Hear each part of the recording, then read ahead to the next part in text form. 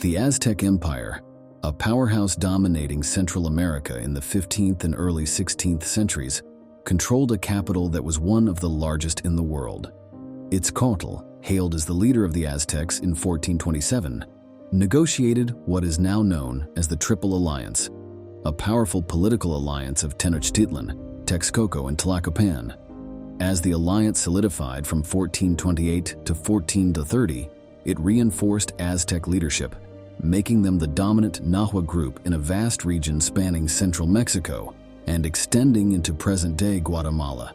However, Tenochtitlan still fell into decline after the siege and destruction of the city by the Spanish forces in 1521, led by Hernando Cortés.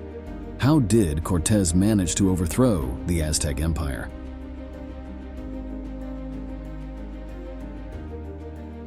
Hernando Cortés, a Spanish nobleman, was born into a noble family.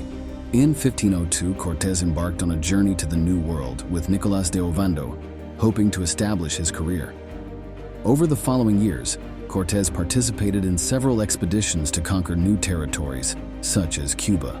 While stationed in Cuba, he persuaded Governor Diego Velázquez to allow him to lead an expedition to Mexico, eager to seize new land for the Spanish crown, convert the indigenous people to Christianity, and plunder the region for gold and riches. Cortés organized his own deceitful expedition consisting of 100 sailors, 11 ships, 508 soldiers, and 16 horses. He set sail from Cuba on the morning of February 18, 1519, to begin his unauthorized expedition to Central America. Upon reaching the coast of Yucatan, Cortés encountered the local indigenous people who told him about other European sailors who had been attacked and captured by the local Maya. Cortés freed Jerónimo de Aguilar, a Franciscan friar from the Maya, and enlisted Aguilar as one of his sailors. Aguilar proved invaluable to Cortés as he could speak the local language of the Maya. With Aguilar's help, Cortés conquered and fought against various indigenous groups along the way. Cortés and his men later acquired another asset when an Aztec captain gifted them around 20 young Maya women who had been captured as slaves, including Malinali, a Nahua woman from the Gulf Coast of Mexico. Malinali was baptized as Marina and later referred to as La Malinche. La Malinche spoke both the Aztec and Maya languages, facilitating communication with any indigenous groups encountered by the Spanish invaders.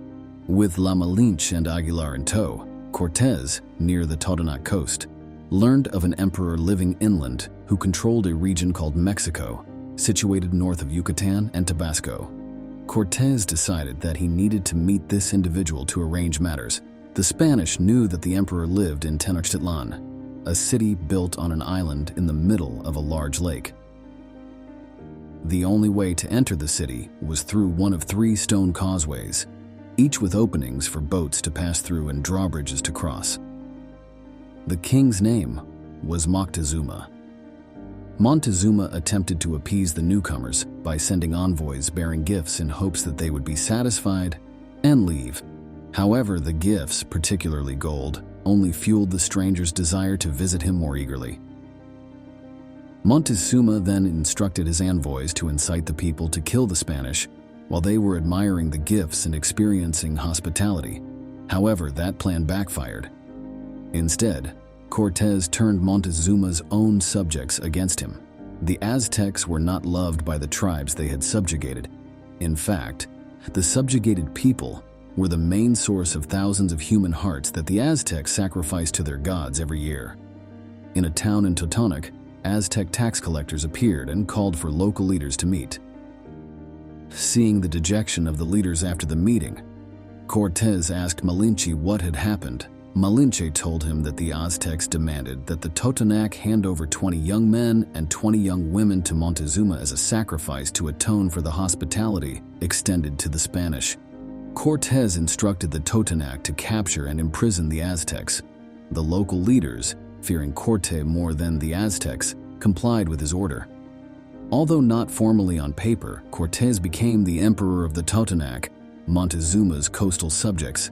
Instead of signing a treaty with the indigenous ruler, Cortés was becoming a ruler himself, the next step being to turn himself into the master of all Mexico. They knew how little weaponry they had. They had horses and guns, but only 16 horses and 13 guns, plus a few artillery pieces on the ships. Meanwhile, the Aztecs had thousands of soldiers, yet they had to conquer an empire larger than all of Spain.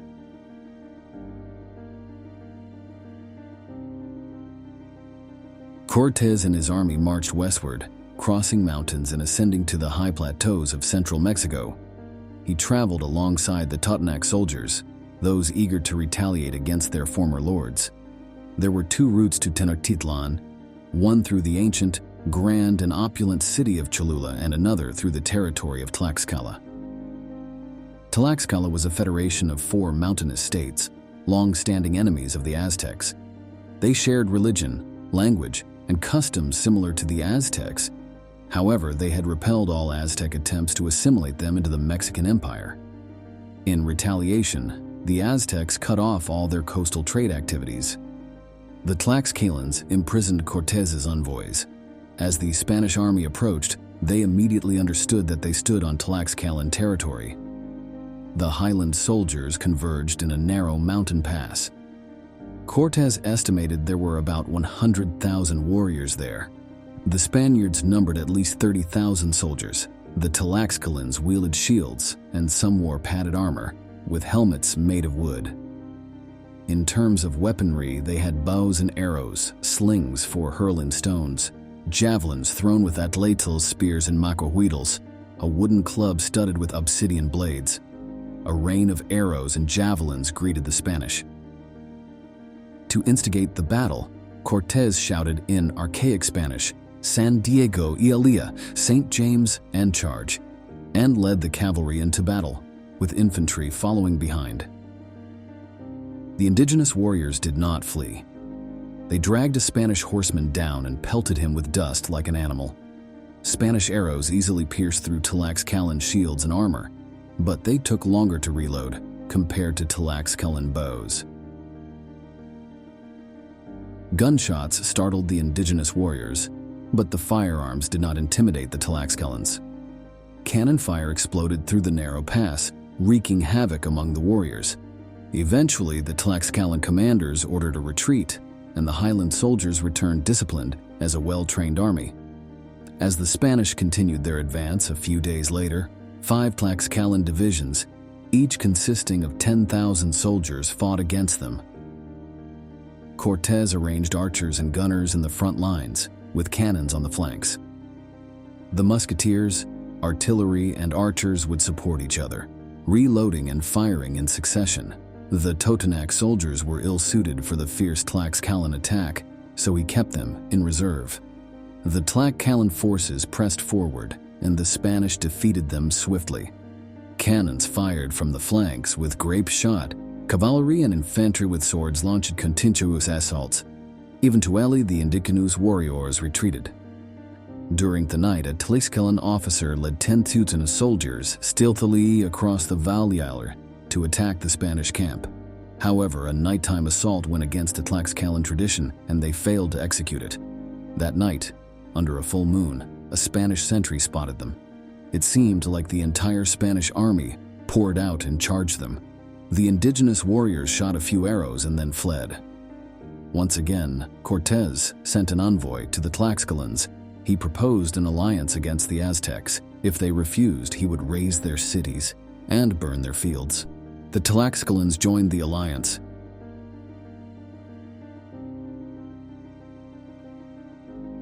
While Cortés and his army were in the city of Tlaxcala, envoys from Cholula arrived to invite him to visit their city. The Tlaxcalans warned Cortés not to go, but he knew that Cholula was a necessary stop at that time. Cholula was the Mecca of Mexican Islam. Tlaxcalan scouts reported a large Aztec army encamped nearby, but Cortés proceeded anyway. Cortés and his Spanish soldiers entered the city, where they were warmly welcomed. The Tlaxcalans, traditional enemies of the Cholulans, camped outside. The Spanish soldiers began to notice worrisome signs. Some streets in the city were blocked, and piles of stones on rooftops could be used for throwing. They presented gifts to Cortés and held private discussions with Cholulan leaders. Suddenly, the warm relationship between the Spanish and Cholulans turned chilly. Cortés befriended several leading priests in Cholula and presented them with valuable gifts he had received from Montezuma. The priests, trusting in Cortés' protection, revealed to him that he and his men were to be massacred within the city. The Aztecs had even prepared shackles for the Spanish to be sacrificed to the gods. In a meeting with Cholulan leaders, Cortés informed them that he was aware of the plot. The Aztec emissaries panicked. They denied that Montezuma knew anything about this treacherous action. Cortés pretended to believe them, but he then arranged cannons in strategic locations. Some aimed at the square, others placed discreetly along the streets leading to the square. All entrances to the square were guarded by Spanish soldiers wielding spears, who remained hidden until the Cholulan nobles gathered for a meeting at the square. The next morning, as the square filled with Cholulans, Cortés addressed them, revealing that he knew of their plot. The Cholulans claimed it was on Montezuma's orders, but Cortés seemed angrier that they blamed the emperor. Then the Spanish opened fire, and the indigenous warriors charged fiercely with swords, while the soldiers with spears blocked the exits. Cholulan soldiers outside the square rushed to rescue, but they were shot down by volleys from Spanish cannons. Tlaxcalan forces attacked from behind, assaulting the Cholulans. Cortés estimated that 2,000 Cholulans were killed, while others put the number at 6,000. Following Cortés' orders, women or children were not harmed, but the Tlaxcalans captured many as slaves. Afterwards, he marched to Tenochtitlan.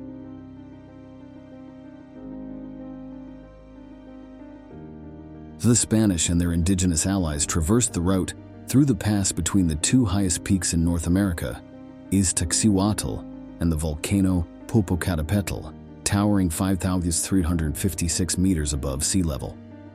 In the frigid air atop the heights, the Spanish army looked down upon the Valley of Mexico, a lush green expanse dotted with azure lakes.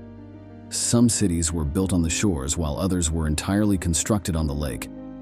In the midst of one such lake lay Tenochtitlan. On November 8, 1519, a force of 400 Spaniards and around 6,000 indigenous allies marched along the causeways leading to the Aztec capital.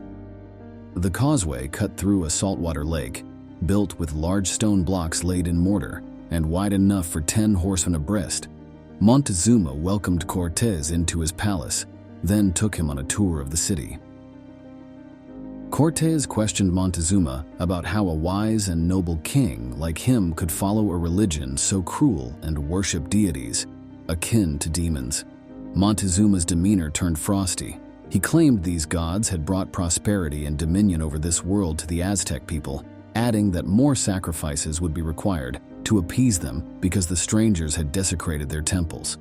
Cortés' priests advised him not to attempt to convert the Aztecs as he had done with the Totonac people, but Montezuma's subjects grew increasingly resistant. And though the Spanish had reached Tenochtitlan, they had yet to achieve much. So Cortés requested an audience with the emperor. He then went with Alvarado and a few of his most trusted knights, abducted Montezuma, and held him in the Spanish headquarters. Cortés and his men continued to treat Montezuma as a king, but the Aztec emperor understood that he was truly living in a gilded cage. Eventually, Montezuma summoned Cortés to his chambers in the Spanish quarter of the palace. He relayed that the nation's gods had instructed the priests that if the foreigners did not depart the city, they would be driven out, or better yet, sacrificed. Cortés said he would gladly leave if he had boats. Montezuma agreed to provide materials and labor. Cortés agreed but secretly instructed the shipbuilders to delay the work as long as possible. He hoped to find a solution to this predicament before the boats were completed. Not long after, Cortés received word that the governor of Cuba had sent Spanish forces to arrest him for insubordination. Leaving his trusted lieutenant, Pedro de Alvarado, in charge of Tenochtitlan, Cortés led his troops to confront the Spanish forces on the coast. Cortés' men, defeated the army and brought back the surviving Spanish soldiers to reinforce Tenochtitlan.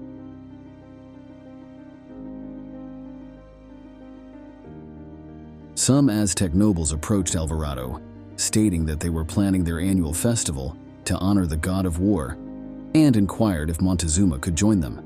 But the answer was in the negative.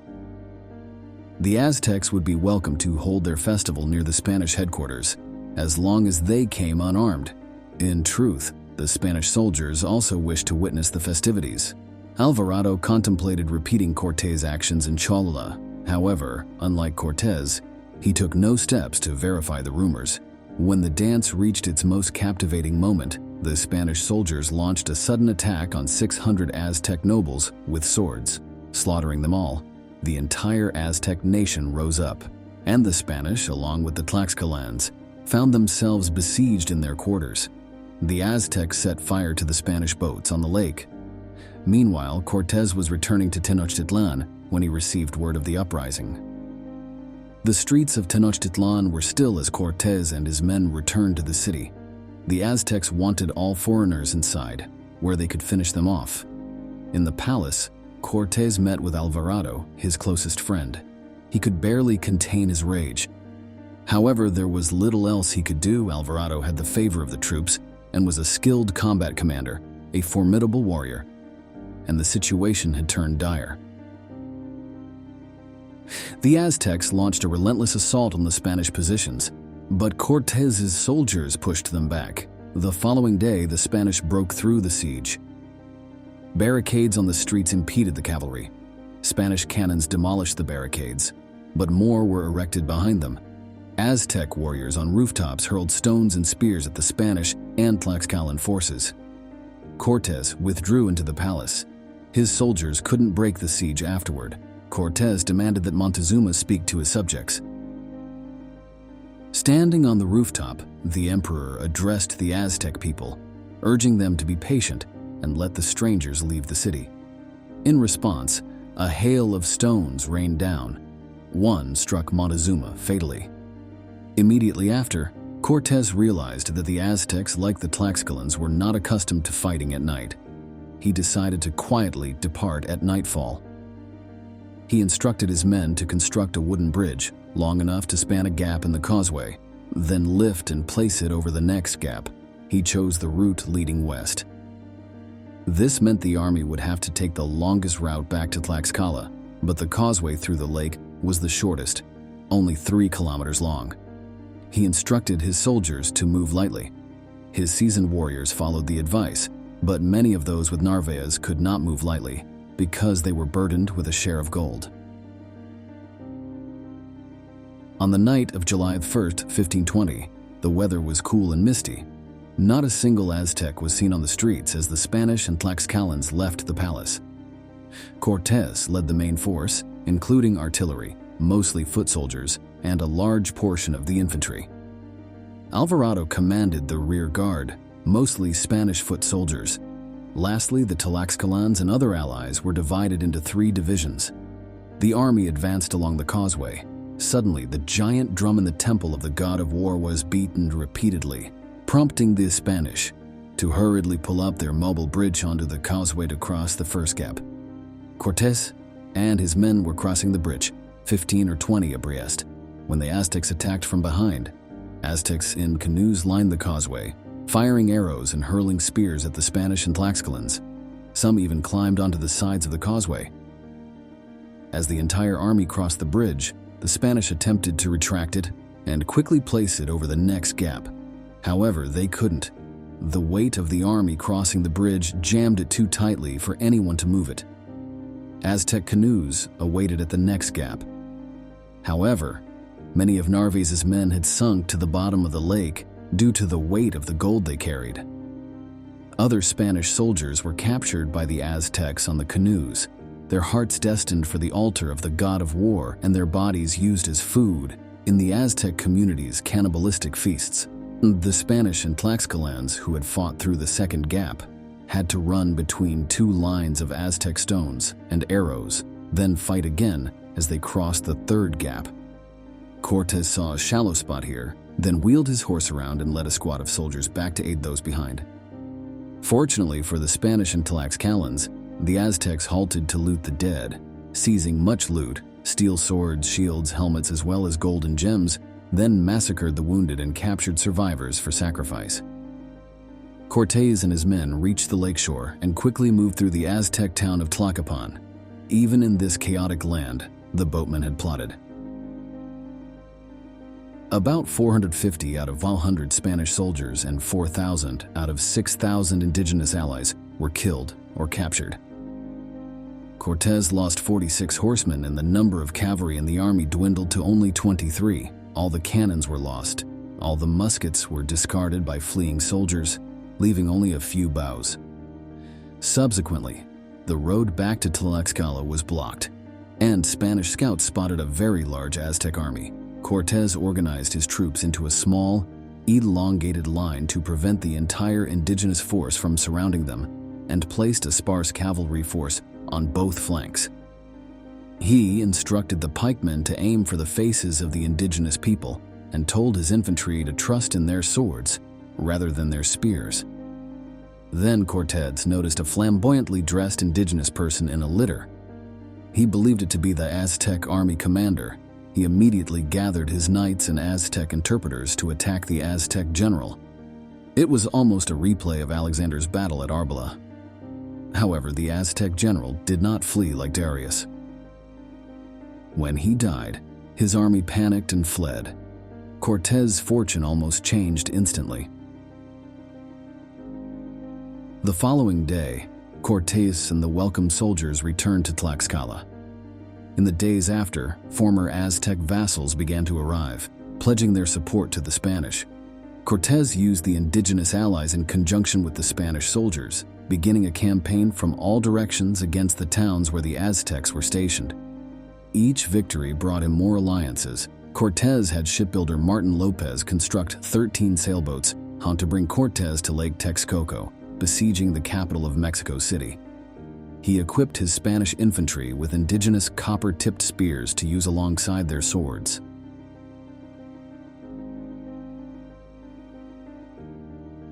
Once again, Cortés led his army into the Valley of Mexico. This time, Cortés advanced city by city surrounding Tenochtitlan. He brought sailboats that could be disassembled and transported to Lake Texcoco. He sent envoys to Cuauhtémoc, offering peace terms and proposing that Emperor Cuauhtémoc accept a position akin to Montezuma as a vassal king under the protection of the Spanish crown.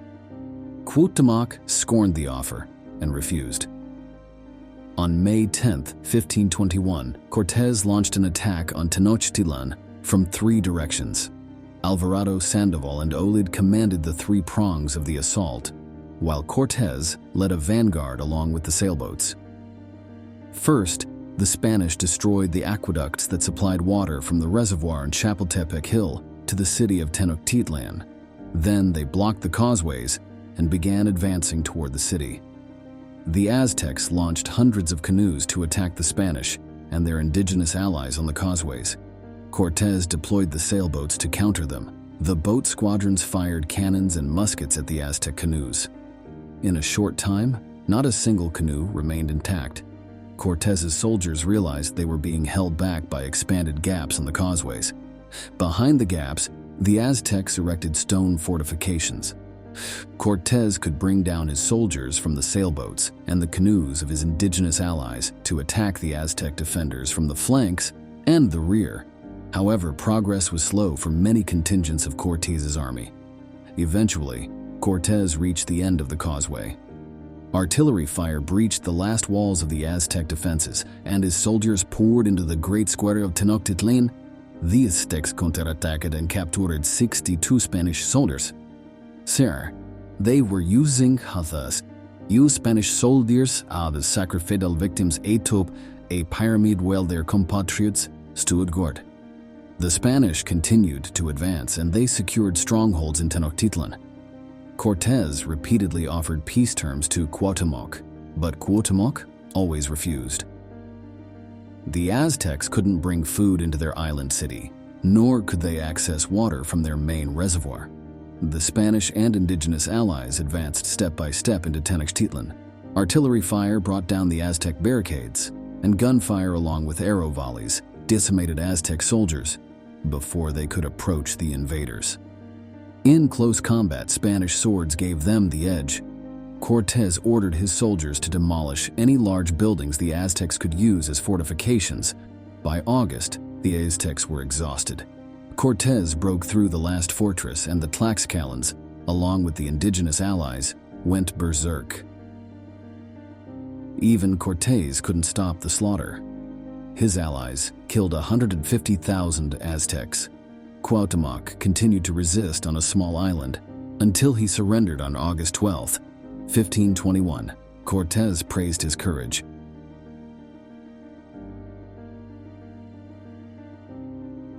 Cortés's conquest of Mexico was entirely unprecedented. A European power had crossed the ocean and conquered another civilization. Before Cortés, Europeans were content with establishing trading posts, occupying port cities, and at most, taking control of small islands inhabited by indigenous peoples. Several generations of Portuguese had done so in Africa and India. The Spanish had also begun this work in the Caribbean. However, after Cortés, they began to conquer and subjugate the mainland. Encouraged by Cortés, Alvarado conducted a bloody invasion of the Maya and Central American kingdom of Chiapas, earning recognition as a conquistador, a Spanish conqueror of Central and South America. Francisco Pizarro led a daring expedition to Peru and, through luck, managed to conquer an empire even larger than Mexico. The success of the Spanish led other Europeans, the Swedes, Dutch, French, and English, to the Americas. The Portuguese succeeded in revolutionizing trade in the Old World, while the Spanish succeeded in creating a new world. They also created a new trade route, the route across the Pacific Ocean. Alvarado's final expedition was to cross the Pacific to the West Indies.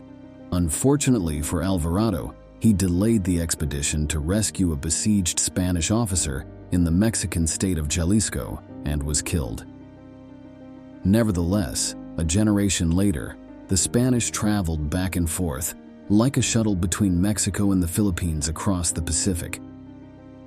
The New World had integrated with both sides of the Old World. Thank you for listening. What do you think about the stories of the Aztecs? Comment below and let me know. Don't forget to hit the subscribe button to support me. See you in the next videos.